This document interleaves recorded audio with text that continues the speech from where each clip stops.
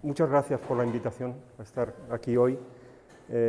Como ha dicho Paco, además supone en cierta medida una vuelta a casa y eso siempre emociona. Y me alegra especialmente además venir para participar en un ciclo como este de carácter transversal, como se dice ahora, porque creo que es bueno que miremos fuera de la ventana de nuestro estudio y veamos otros modos de hacer, otras disciplinas y otras maneras de emocionarse. Tim Gowers, que es medalla Fields en 1998, puede ser, miro aquí, creo que sí, ¿no? En 1998, y es profesor en Cambridge, escribió hace unos años un artículo de prensa, en The Independent, y decía que si uno quiere acabar con una conversación, inmediatamente lo mejor que puede hacer es decir que es matemático. Pero si de repente te arrepientes por la razón que sea y quieres resucitarla, entonces di que eres músico. Gowers es hijo de un compositor, por tanto comparte las dos cosas. Porque esa fascinación que produce el que la capacidad para hacer matemáticas y la capacidad para hacer música estén conectadas, es algo que incluso, bueno, gente que no tiene por qué saber mucho de matemáticas ni saber mucho de música, lo admite como una verdad universal. Yo soy persona que cree poco en los lugares comunes, creo que todos nosotros somos personas que creemos poco en los lugares comunes, y este es un lugar común. Las matemáticas tienen mucho que ver con la música, que llevo yendo, pues por las razones que ha dicho Paco, desde que empecé a estudiar matemáticas. Yo pertenezco a la tercera generación de una familia de músicos. Cuando decidí hacer matemáticas, pues desde todos los sitios el comentario era el mismo. Ah, claro, es que las matemáticas y la música tienen mucho que ver. Y esto me lo decía gente del entorno musical a veces, pero casi siempre gente que no era ni del entorno de las matemáticas ni del entorno de la música. Yo creo que la razón principal, aunque sea muy simple, es que la primera aproximación que todos hacemos al mundo de la música, lo poco que aprendemos de teoría musical, tiene que ver, ahí aparecen cuestiones de aritmética. Si recordáis en la escuela, problemas de música. ¿Cuántas negras con puntillo hay en una redonda con puntillo? Si tienes 18 años, ¿cuántos años con puntillo tienes? Calcula la distancia de... Sí, esto era así. La distancia de do a sol sostenido. Incluso si avanzabas un poco más y te dedicabas a estudiar un poco de armonía, las reglas tenían mucho de reglas aritméticas. Yo creo que esta es la razón principal de que gente que sabe poco de matemáticas y poco de música diga esto.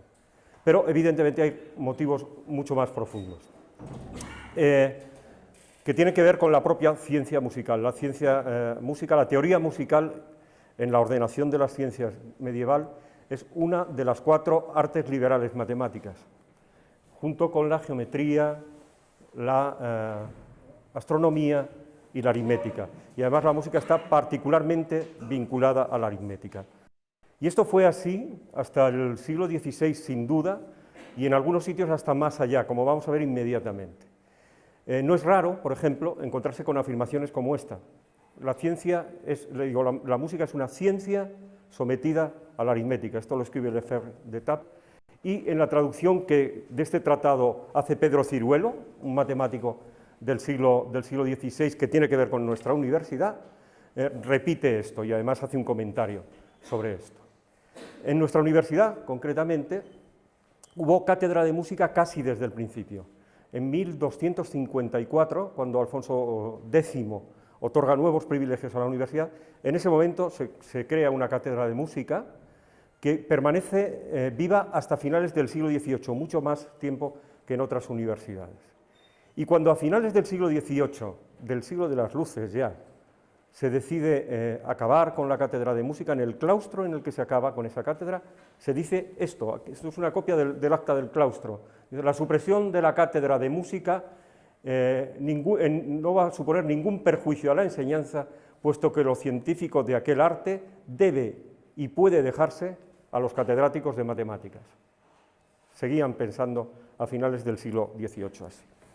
No es raro que en este contexto la cantidad de matemáticos que han escrito cosas sobre música y de algún músico que ha escrito algunas cosas sobre matemáticas sea abrumadora.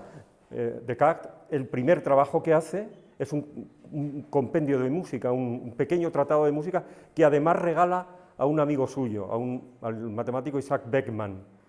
Esto lo escribió a los 22 años, se publicó ya muerto él, pero es la primera obra de Descartes, es un tratado de música.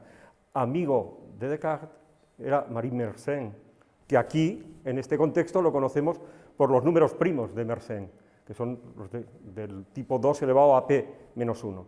Pero realmente, yo creo que la aportación fundamental que hace Mersenne es un gran tratado de teoría musical, la armonía universal, tratado sobre consonancia, sobre temperamentos, incluso sobre construcción de instrumentos. Hay algo ahí curioso que después va a aparecer tangencialmente. El propio Euler, su disertación doctoral fue sobre la propagación del sonido. Y a los 26 años, lo publicó un poco más tarde, pero a los 26 años escribió un tratado de música tratando de buscar el concepto de consonancia y de suavidad musical. Un tratado que, todo hay que decirlo, ya en aquel momento dijeron que tenía demasiadas matemáticas para los músicos. Y por poner el ejemplo contrario y volver a nuestra universidad, Francisco Salinas, que es el músico por excelencia de la Universidad de Salamanca, y que, como sabéis, fue catedrático de música en el último tercio del siglo XVI, pues Salinas, aparte de todo, era un experto en cómputo eclesiástico, para lo cual hay que saber mucha astronomía y tener una capacidad de cálculo asombrosa, más asombrosa si tenemos en cuenta que Salinas era ciego. Y como curiosidad, al final del primero de sus 7 libros de música, Salinas utiliza el triángulo de Tartaglia. Es, creo, la primera vez que en un impreso español aparece el triángulo de Tartaglia, independientemente, por otra parte, del propio Tartaglia. La relación no se limita al campo de la teoría, por supuesto. Hay músicos con formación matemática y hay matemáticos con formación musical. Quizá el más conocido sea Brian May, que es doctor en astrofísica, o Backlund de Coldplay, que es licenciado en matemáticas, o Barbara Hendricks, que es licenciada en matemáticas y en química, o Philip Glass, el compositor, uno de los adalides del movimiento minimalista. Philip Glass era un niño prodigio y se licenció en Chicago en matemáticas y en filosofía a los 19 años. Y entre los matemáticos con aficiones musicales, que son músicos, entre vuestros propios profesores hay muchos, pero quizá el ejemplo de científico con formación musical más conocido sea el de este señor, Albert Einstein, que, como sabéis, tocaba el violín y el piano algo peor de lo que él pensaba que lo tocaba. En realidad, tanto matemáticos como músicos tenemos que hacer un alto esfuerzo de abstracción, y yo creo que ese es otro de los puntos comunes, quizá fundamental. Trabajamos con estructuras abstractas en las dos disciplinas. Y eso hace, además, que en nuestros sistemas notacionales acaben siendo un tanto complicados y, ¿cómo decir?, aptos solamente para iniciados. Eso hace que la gente ajena también vea que hay una relación entre matemáticas y música. Pero claro, yo creo que es importante esto, porque nosotros sabemos que un sistema notacional no es algo inerte, sino que realmente encierra una ordenación de las ideas y además facilita normalmente los procesos. Bien, yo no sé si el lugar común ha quedado suficientemente justificado, pero vamos a hablar de lo que hemos venido a hacer aquí. En primer lugar, deciros que no va a ser posible ni siquiera hacer un panorama general, porque es muy extenso. Y tampoco va a ser posible entrar en un tema y atacarlo muy profundamente, porque es demasiado profundo. En definitiva, que vais a salir de aquí con muchas más preguntas que respuestas, lo cual, por otra parte, creo que no es una mala cosa. Para empezar, un poco de acústica. Ya sabéis que cuando una cuerda vibrante o un tubo sonoro, pues eso, vibra, en realidad se están produciendo toda una serie de ondas que son múltiplos, de frecuencias que son múltiplos de la frecuencia fundamental. ¿Vale? Esas ondas son lo que llamamos armónicos, No solamente hasta el séptimo, puede haber más, y normalmente la amplitud de esos armónicos, a medida que vamos avanzando, va disminuyendo. Si yo en una guitarra toco la nota de abajo, do, que debe sonar, suena poco, pero suena, ¿no? Junto a ella están sonando todas estas.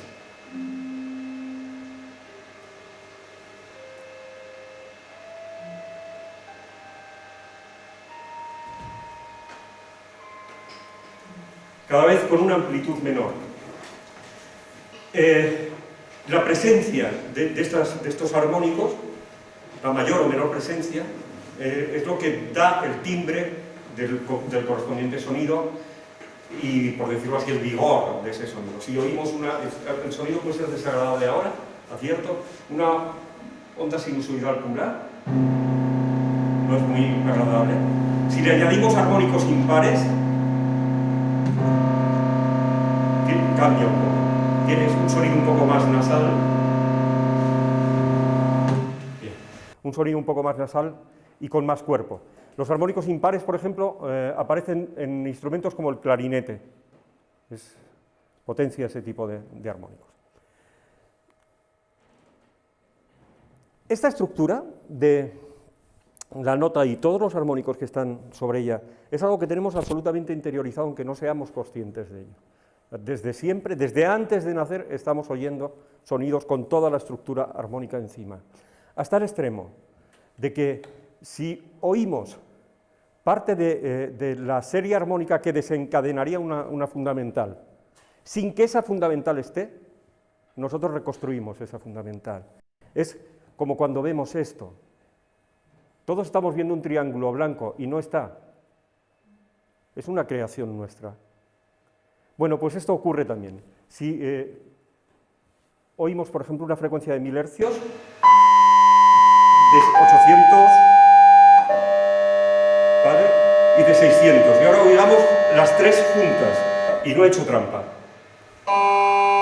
De repente suena una nota mucho más grave, que en realidad es el máximo común divisor de las tres frecuencias anteriores.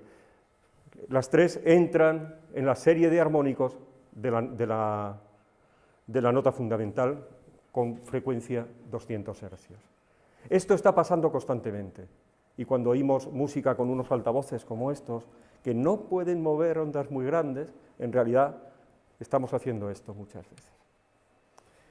Bien, querría hablar ahora un momentito del concepto de consonancia y de disonancia. Si yo os pido ahora que cantemos todos una nota, no os preocupéis, no lo voy a hacer, por el bien de todos.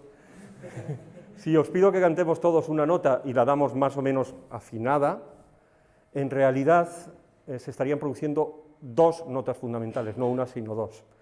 Nosotros, los varones o las mujeres de voz muy grave, cantaríamos la nota que fuera, y el resto de las mujeres, que no tuvieran la voz muy grave, cantarían justo a la octava, una nota que tiene frecuencia el doble de la que nosotros cantaríamos. Pero yo había pedido la misma nota a todo el mundo. Esa consonancia entre una nota y su octava es tal que armónicamente nos parece que es la misma nota. La razón está clara. Si cogemos la serie de armónicos de la nota más aguda, todos los armónicos de esa nota y la propia fundamental pertenecen a la serie de armónicos de la nota más grave. Hay una regularidad si sumamos las dos funciones seno. Esto está hecho con funciones seno de 131x y seno de 262x. Las sumamos y obtenemos una gráfica con el mismo periodo que la nota más grave. Una gráfica muy regular. Ese concepto de regularidad parece que está asociado a nuestro concepto de consonancia. Esta sería un montón de lo que hemos oído antes en la guitarra.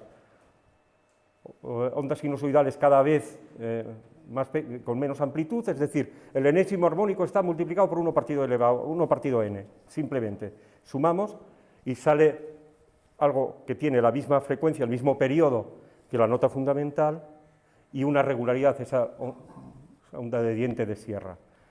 Y por el contrario, si oímos sonidos en los que no encontramos con tanta facilidad ese máximo común divisor, nos encontramos con cosas como esto.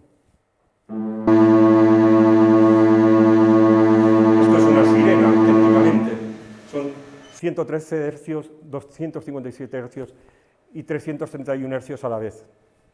Y, como podéis ver en la gráfica, no hay ningún tipo de periodo, no hay ningún tipo de regularidad. La regularidad es algo que tiene que ver con nuestro concepto de consonancia.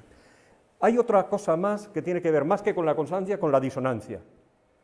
Cuando hay dos ondas de frecuencias muy cercanas, se produce un fenómeno de interferencia entre las dos. Una interferencia que es constructiva cuando están en fase y destructiva cuando están medio ciclo fuera de fase. De manera que el resultado sería una onda con la media aritmética de frecuencias y con una amplitud que va cambiando periódicamente, con el periodo de batimiento, como lo llamamos en música, es de la diferencia de frecuencias en valor absoluto. Lo veis enseguida. Vamos a oír el La que se utiliza para afinar en la escala de Milán, La 442 hercios. ¿De acuerdo? Y el La 440. Prácticamente el mismo. Está muy molesto esto, ¿verdad? Es prácticamente el mismo. Los hemos oído seguidos y entonces hemos notado la caída, pero si los oyéramos con 30 segundos de diferencia, seguro que ella sí, seguro, porque toca el violín, pero no sé si sería difícil distinguirlos. Ahora vamos a oír los dos a la vez. Ahí está el batimiento. Esto, que es desagradable, pero no tanto, se puede hacer realmente molesto cuando la distancia es un poco mayor. Si volvemos a oír 440 junto con 425 Hz, ahora todos hemos percibido claramente. Fijaos el batimiento que se produce. Absolutamente desagradable. Pues esto está ocurriendo con poca intensidad, no solamente entre las fundamentales, que es el caso, sino que también en toda la serie armónica. Y este es otro de los elementos que intervienen en el concepto de disonancia.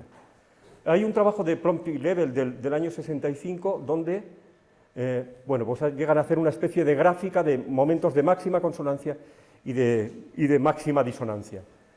Y ahí veis, la máxima consonancia se alcanza, ¿cómo no?, en el unísono, en la relación 1-1, y en la octava, exactamente la misma. Y la máxima disonancia la tenemos en posiciones como esto último que hemos oído, con frecuencias cercanas, pero no demasiado cercanas, no 440-442, sino 440-425, por ejemplo, en frecuencias un poco más lejanas, donde el batimiento es muy molesto. Esto, de los batimientos, lo utilizamos, por ejemplo, para afinar un órgano.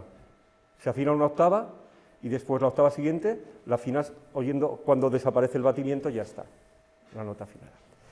Bien, esta es la acústica, lo que necesitamos de acústica. Vamos con un tema que ocupó la teoría musical, pues eso, hasta el siglo XVI, siglo XVII, que es la construcción de las escalas.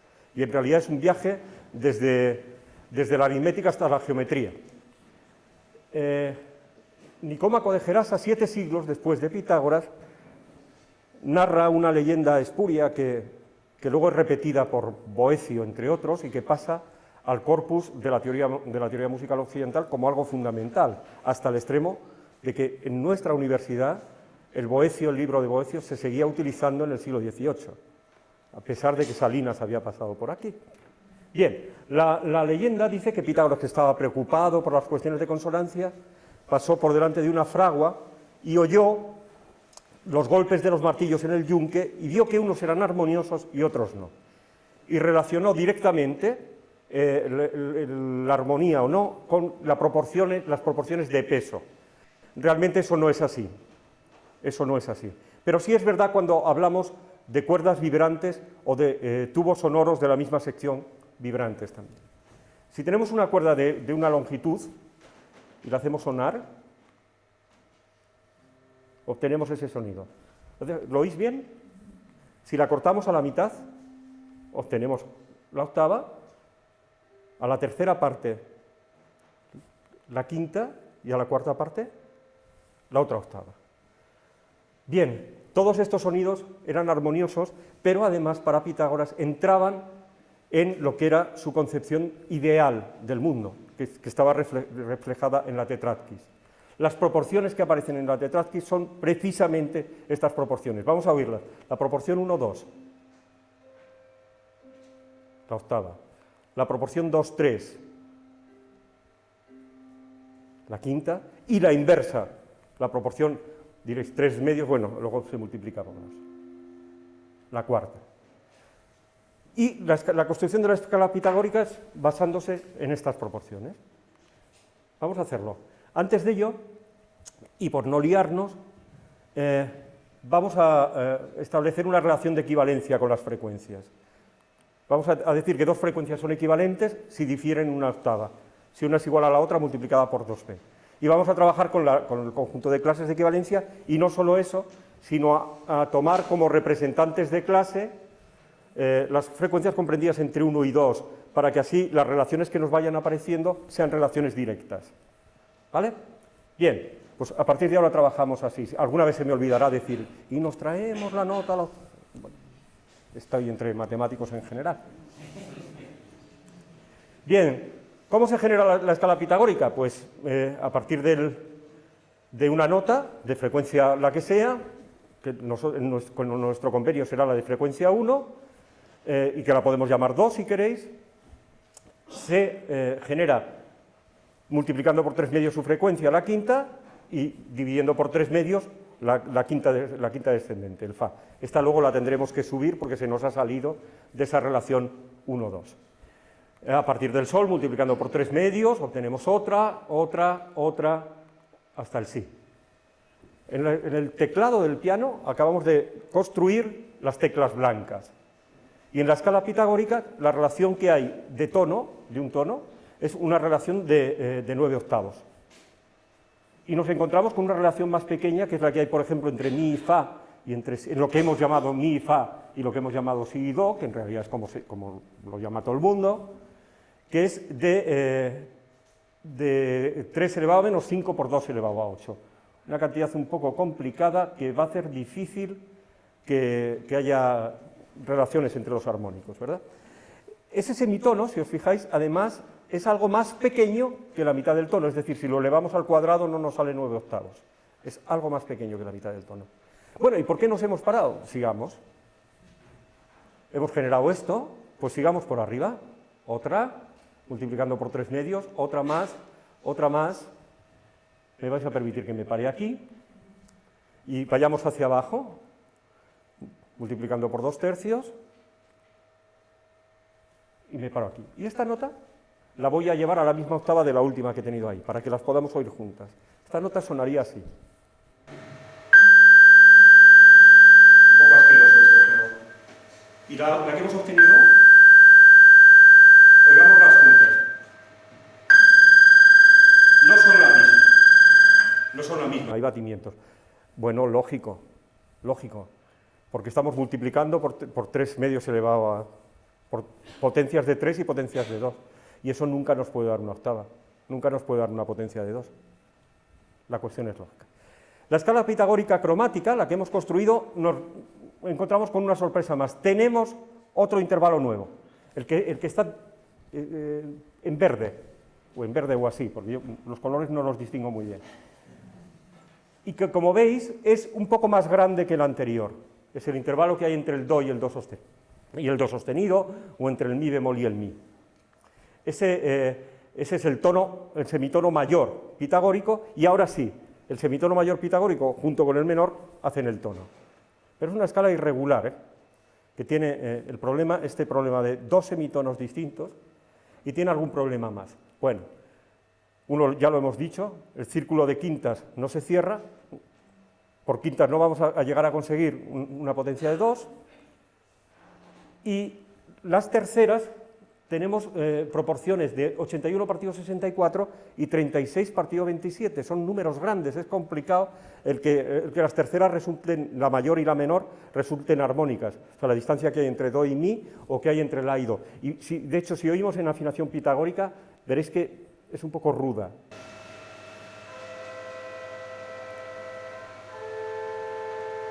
La menor está un poquito mejor, pero tampoco es gran cosa. Y hay otro problema, claro, la escala no es regular, de manera que si yo decido, pues porque tengo la voz muy grave, cambiar de tono una melodía y empezarla más abajo, empezarla en otra nota, aunque mantenga el patrón de saltos, resulta que es que los saltos son de distinto tamaño cuando transporto. Esto se nota mucho haciendo sonar varias notas a la vez. Si hacemos sonar do, mi, sol, la tríada, y la vamos a transportar en pitagórica a otros dos sitios, y veréis cómo el acorde se desafina. Bueno, esta es la sucesión de tonos y semitonos, disculpad, en la escala pitagórica. Aquí si empezamos por do, aquí si empezamos por do sostenido, aquí si empezamos por re. Como ves, no hay ninguna coincidencia, hay 12 posibles patrones distintos. Bien, os decía lo de la transposición, oigámoslo. Está con la tercera ahí molestando un poco, ¿no? Y todavía es peor esta. Tendrían que ser todas exactamente igual que la primera, pero no lo son las relaciones han cambiado. Este es uno de los problemas. Para evitar lo de la tercera, que molesta tanto, hay otra vía de trabajo, que es las escalas de justa entonación. ¿Qué se hace en las escalas de justa entonación? Bueno, pues por una parte utilizar la quinta, como antes, multiplicar por 2/3 las frecuencias, pero vamos a utilizar se utilizan dos herramientas nuevas, que son la media aritmética y la media armónica. Se construye la escala de la siguiente manera. A partir del do se construye el sol, como antes, como en la pitagórica, y el fa, que si recordáis estaba abajo, 2/3, pues lo tenemos que subir a la octava correspondiente y me queda 4/3. Y ahora hacemos la media aritmética entre do y sol. Y sale una razón preciosa, 5/4. 5/4. Esa sería la tercera mayor. Y si hacemos la media armónica entre do y sol, recordad, doble producto de los dos partido la suma, obtendríamos la relación 6/5, que es la tercera menor. Y a partir de ahí, con la tercera menor podemos generar el la y el si, a partir del fa y el sol, y en la nota que nos falta, el re, pues lo generamos como quinta del sol. Ya está. Ya tenemos la escala de teclas blancas, la escala diatónica. Sorpresas. Ahora tenemos dos tamaños de tono. Tenemos unas terceras fantásticas, con proporción 5/4, con lo cual cada 4 armónicos van a coincidir, eso está muy bien, pero tenemos dos tamaños distintos de tono. Hay un tono más grande, 9/8, y otro de 10/9. La distancia entre do y re no es lo mismo que la distancia que entre re y mi. Y también dos tamaños de semitono, como nos pasaba en la escala pitagórica. También con proporciones bonitas, 25/24 y 16/15. ¿Y el resto? Pues el resto habría que tomar una decisión, y dependiendo de la decisión que tomemos, pues nos podemos encontrar con que tenemos otros dos nuevos semitonos, porque tenemos que volver a dividir algo que no hemos dividido, que es ese tono de 9/8. O tendríamos una escala complicada, con dos tonos distintos y hasta 4 semitonos. Bien, en esta situación vamos a recapitular. Las proporciones en la escala de justa entonación han pasado a ser potencias, antes eran de 2 y de 3, ahora de 2, de 3 y de 5. Las relaciones de frecuencia eran hermosísimas todas ellas, x más 1 partido x. Agradables, ¿no? Y las terceras suenan afinadas. Pero tenemos un problema de circularidad, y es que una tercera mayor no se logra con 4/5, por razones análogas a lo anterior. Y hay la irregularidad de los tonos y de los semitonos. Todos los problemas que hemos visto antes con la escala pitagórica se vuelven a dar, menos el de las terceras. Oigamos acordes transportados y fijaos, este está bien, este está regular y este está fatal. Pero incluso una melodía, vamos a poner una melodía que recorra toda la escala y luego la transportamos. Pues va a sonar.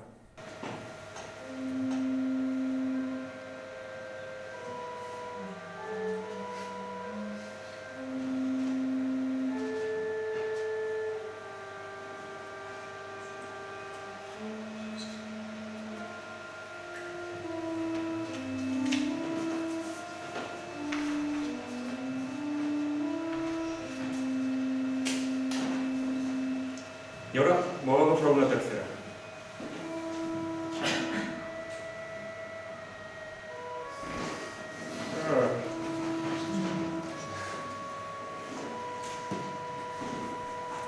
Está claro, ¿verdad?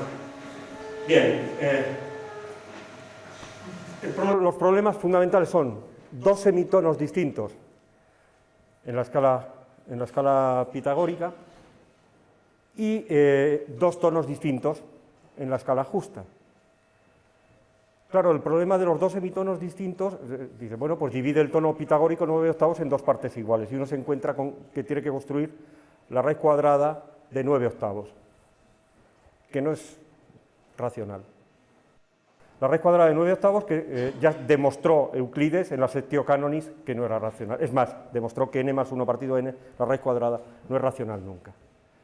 Y el problema de los dos tonos distintos en la escala de justa entonación, pues Salinas dice, hagamos la medida geométrica de las dos. Y volvemos, claro, a tener un problema que es geométrico, no un problema aritmético, que está resuelto también, como no, por Euclides en el libro sexto. Bien, ¿qué pasó? Claro, a medida que fue avanzando el tiempo, los constructores de instrumentos, por ejemplo, que tenían que poner trastes a las vihuelas, decían, bueno, ¿cómo pongo el traste? Porque si lo pongo para un semitono, voy a afinar pitagórico, si lo pongo para un semitono menor, el traste, sabéis que cada traste sube medio tono. Si lo pongo para un semitono menor, en esta cuerda me funciona, pero en esta otra, que el siguiente semitono es mayor, no me funcionará.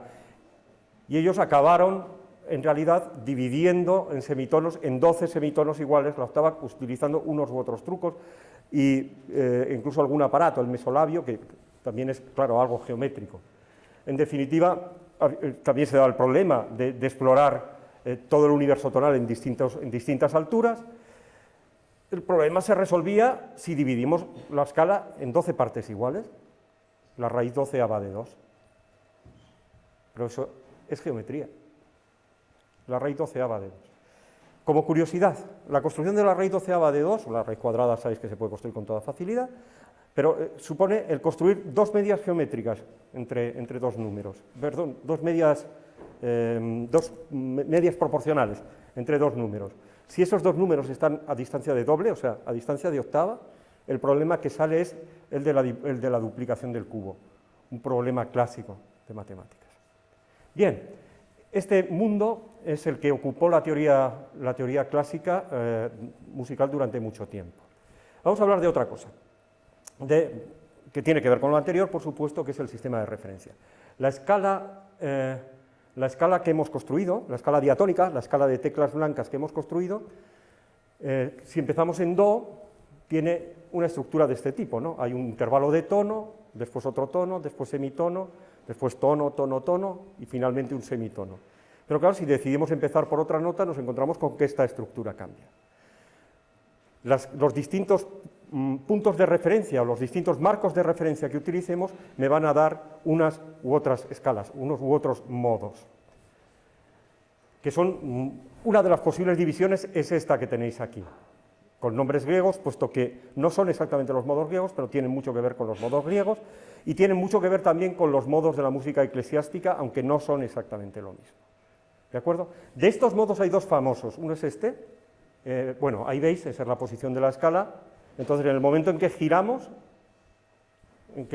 siempre a puntos negros, ¿no?, que estén en la escala, ha cambiado el patrón. Bien, os decía que entre los modos hay uno famoso, que es este.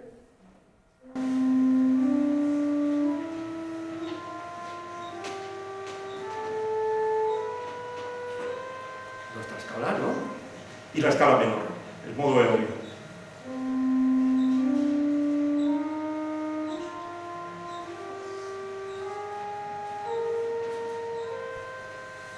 Estas dos estructuras, estos dos modelos, marcos de referencia, los tenemos absolutamente asumidos.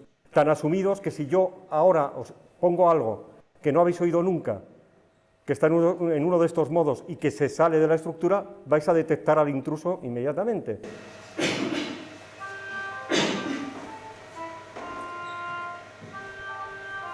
¿Todo va bien?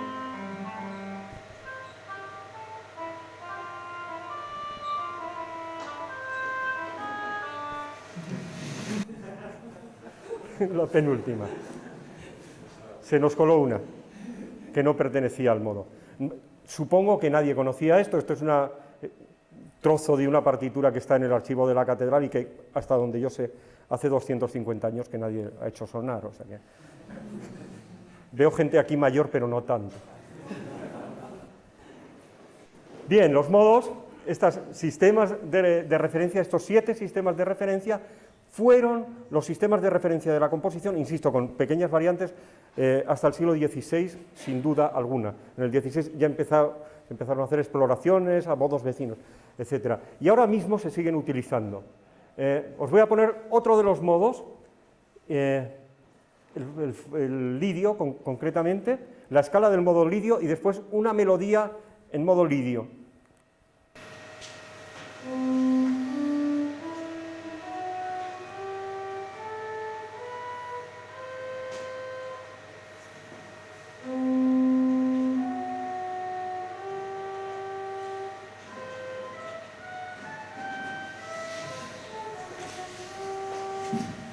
Está en modo lidio. No es casual, claro. Desde Aristóteles, incluso desde antes, a cada modo se le asociaba un efecto, un afecto, un humor. Con distintas variantes, es cierto, distintos autores proponen distintas cosas. Yo os he copiado ahí lo que propone Pablo Nasarre, que fijaos es un teórico español de finales del XVII, principios del siglo XVIII, o sea, algo ya muy avanzado y todavía seguíamos en estas. Nasarre no solo eso, sino en la tradición platónica dice que sobre cada modo tiene influencia un astro y lo escribe. Bien, esto tampoco penséis que es tan extraño. El señor John Williams, cuando escribe música para la Guerra de las Galaxias, decide asociar a cada personaje o a cada situación una melodía, y esas melodías van cambiando de modo. La fuerza está en dórico, Luke Skywalker está en jónico, salvo cuando se hace medio malo, entonces pasa a eolio. Yoda tiene, me parece que está en lirio, cada uno tiene su modo, se siguen utilizando por tanto. Estos en realidad son convenios. No nos extraña, a los matemáticos no nos extraña esto, porque muchas veces hacemos las cosas así. Hay más, por supuesto. Hay el convenio de las escalas pentatónicas que aparecen en casi toda la música popular. La gran revolución que propone Schoenberg, que dice, no, se acabaron las relaciones jerárquicas entre los sonidos, todos en pie de igualdad. Los 12 sonidos de la escala dodecafónica tienen que sonar las mismas veces exactamente en una obra musical. Y utiliza para eso una herramienta que es la serie dodecafónica y que transforma geométricamente, por inversiones, por simetrías. Olivier Messiaen busca nuevos modos que sean muy simétricos, generados a partir de células pequeñas. Ahí tenéis uno de los modos de Messiaen, una distribución perfecta. ¿Qué tienen estos modos? Pues algo curioso, algo que es evidente, que no admiten muchas transposiciones. Yo puedo girar esto 30 grados, tengo una transposición sin duda, pero si lo giro más veces, ya tengo una de las dos anteriores. Es un modo que solo admite 2 transposiciones, o este otro, con células de 2 notas a distancia de semitono, dejando 2 y así sucesivamente. También tiene transposiciones limitadas, y así construye su música sobre 7 modos de transposición limitada. Y el resultado a mí me parece una cosa fascinante. Oímos muy poquito de Messiaen.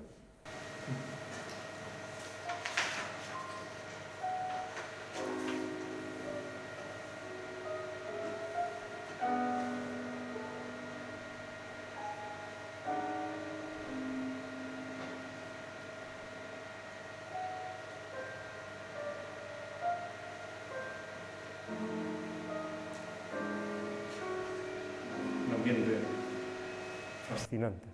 Bueno, dadle una oportunidad a Messiaen, de verdad, sin duda. Vamos a hablar muy poco de la utilización de isometrías y de herramientas geométricas para la composición musical.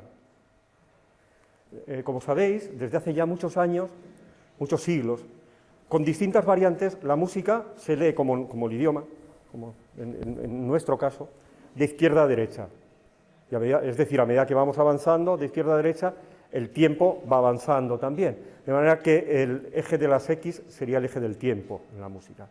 Y la posición de las notas con respecto al eje Y, su altura en definitiva, tiene que ver precisamente con su altura musical, o sea, con su mayor o menor frecuencia.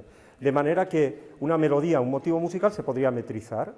Hay muchas posibilidades de hacerlo, pero una de ellas es esta, que Hodges propone varias métricas distintas. Una es en el eje X la distancia euclídea, no hay nada que hacer, y en el eje Y, en la altura de sonido, midamos la distancia entre dos notas, es el número de semitonos que las separan, de semitonos temperados, y ya está.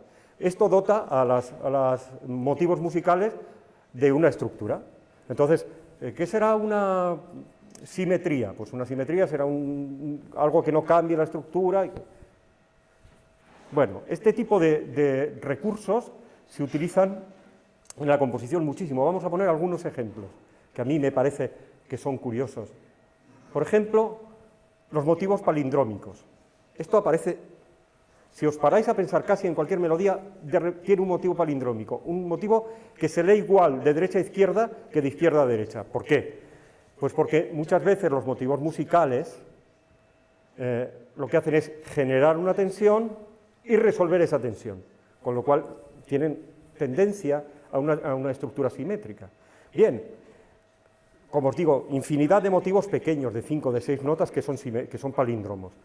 Hay gente que es muy hábil y que compone obras enteras que son palindrómicas. Por ejemplo, Haydn. Haydn, ese minué que tenéis ahí, es un palíndromo. O sea, los dos primeros sistemas son la primera parte del minué. Y si lo leéis de derecha a izquierda o empezáis por el final, veréis que es exactamente lo mismo. Y el trío del minué también. Dice, claro, un jueguecito, bueno, un jueguecito que suena así.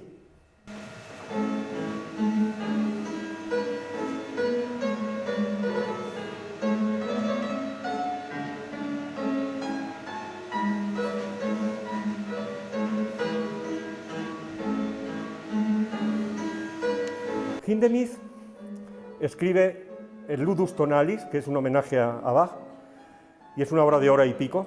Empieza con un preludio de 5 minutos aproximadamente y acaba con un posludio de 5 minutos que es el mismo, leído al revés.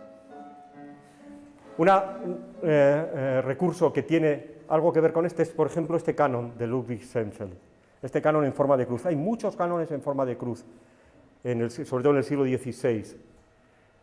¿Cómo funciona? Pues esto está escrito para 4 voces. La primera voz tiene que leer desde la cabecera de la cruz hacia abajo, la otra desde los pies de la cruz hacia arriba, y las otras dos en el travesaño de izquierda a derecha y de derecha a izquierda. ¿Cómo sabemos que esto hay que hacerlo así? Porque nos dan una pista, ese versículo de los Salmos: la misericordia y la verdad se encontrarán, la justicia y la paz se besarán, han de ir uno al encuentro del otro. Está llena la música de elementos de este tipo.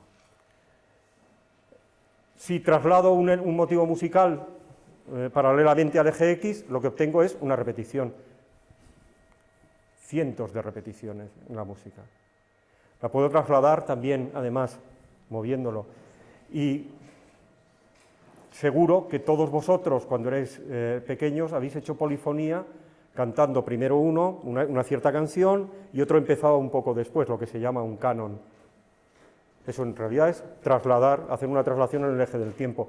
Y esa traslación además se puede hacer en el eje del tiempo, y se pueden hacer traslaciones oblicuas, digamos, en el tiempo y además cambiar de tono, no hay ningún problema. Bueno, pero eso es un recurso de niños, sí. Bueno, depende, si lo coge William Loss, no tanto, mirad.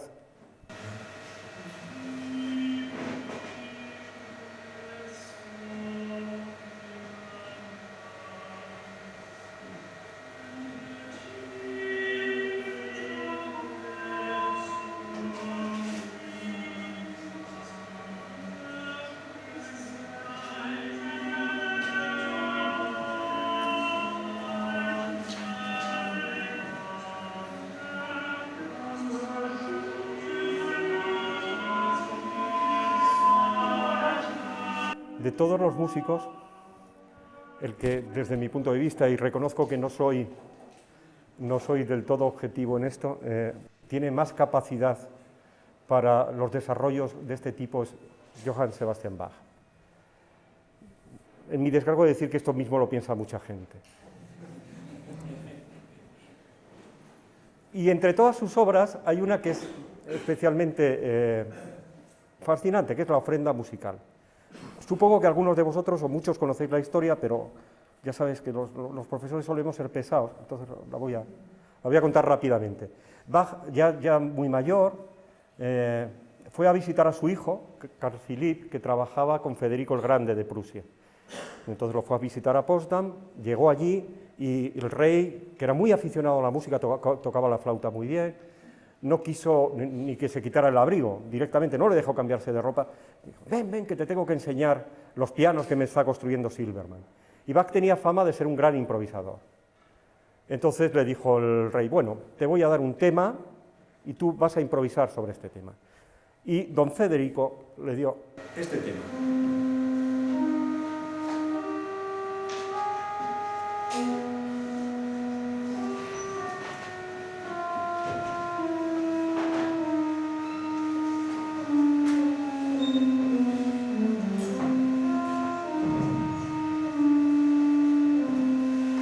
Con lo cual, tratándose de un rey, le hizo una real faena, porque es un tema absolutamente asimétrico. Es muy difícil encontrar cómo manejar esto.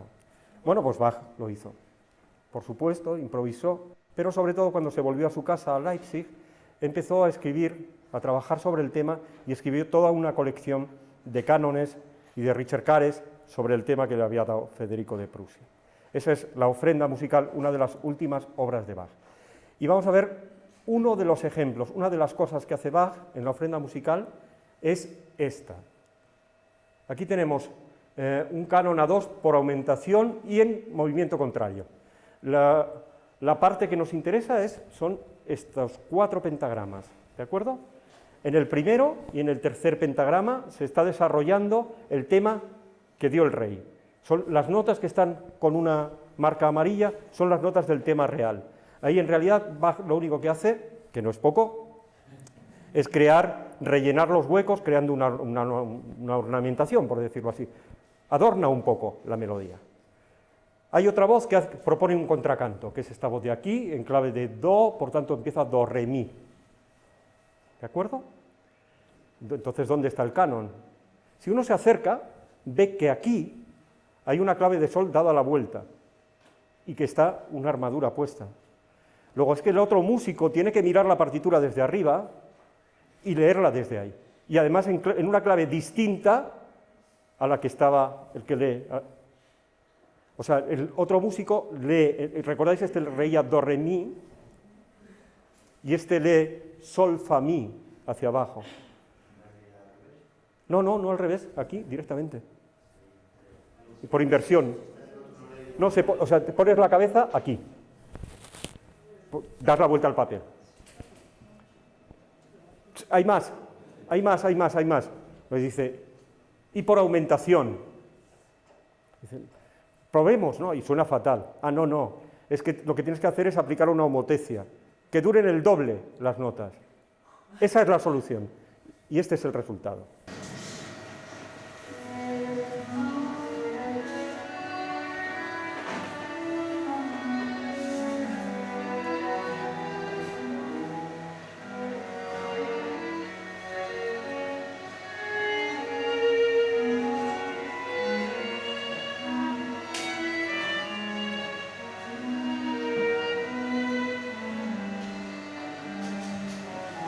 Simetrías, patrones que se repiten. Yo creo que la relación entre música y matemáticas es algo más que un simple lugar común. Pero creo sobre todo que músicos y matemáticos, lo dije antes, compartimos la emoción por el resultado sorprendente, por la estructura absolutamente redonda, perfecta, una emoción estética, la misma emoción estética.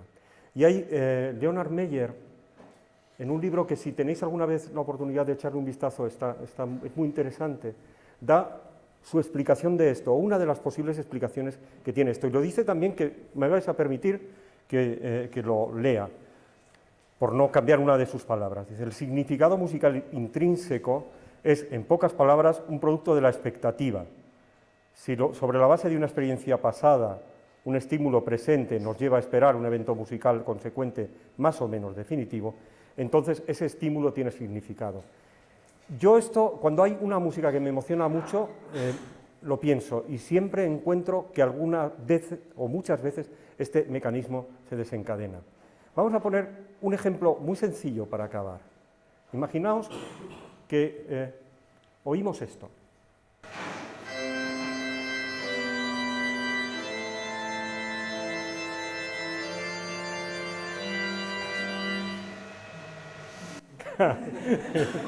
Todos estamos esperando algo, obviamente, que puede tardar más en llegar, pero todos estamos esperando algo. La solución más satisfactoria y rápida sería esta.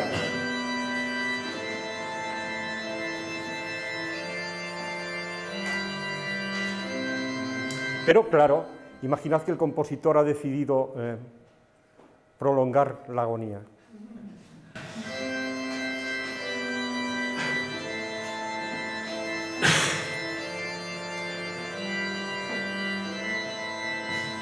¿Qué pasará después? Bien, este mecanismo, que aquí es muy simple, esto puede ser ilustrativo, pero desde luego no emocionante. Pero acabemos con algo emocionante. La utilización de este mecanismo en Pergolesi es un minuto de música absolutamente maravillosa.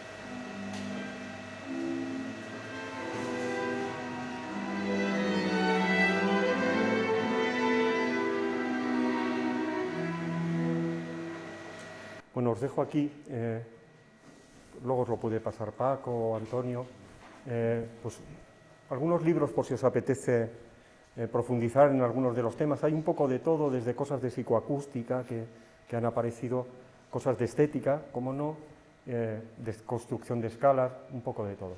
Muchísimas gracias por vuestra enorme paciencia y vuestra atención.